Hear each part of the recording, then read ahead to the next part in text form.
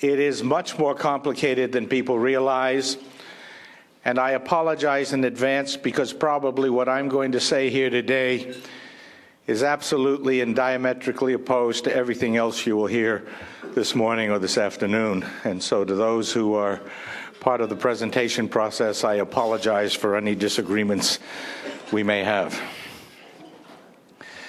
I always think that on a topic like this, it is important to know where people are coming from. And so let me give you a little bit of introduction as to where I am coming from relative to this topic. First of all, I used to be John Sununu.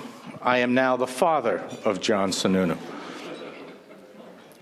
I do have a son in the U.S. Senate. I admit he shocked the hell out of the whole family when he decided to get into politics. He too was an engineer from MIT, was working with us, and came in one day and decided to go and run for an open seat in Congress. Let me give you the biographical piece first and then talk to you a little bit about how that fits into the political side.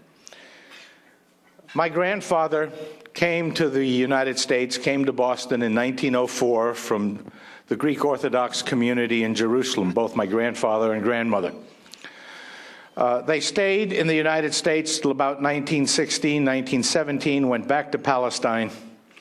World War I had broken out. They stayed there until 1948. My father came back to the U.S. in the early 30s to start a business here.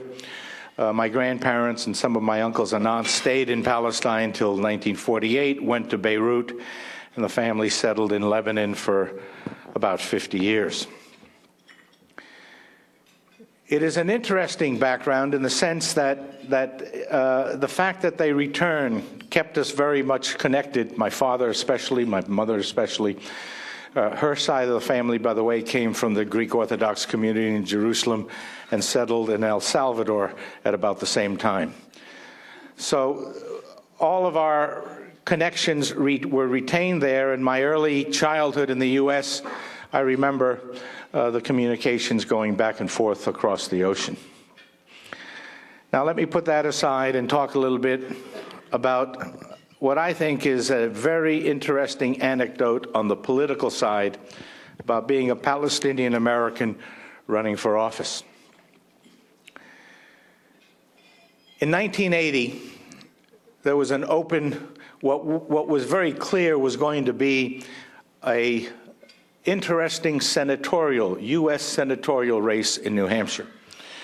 Senator John Durkin, who had been elected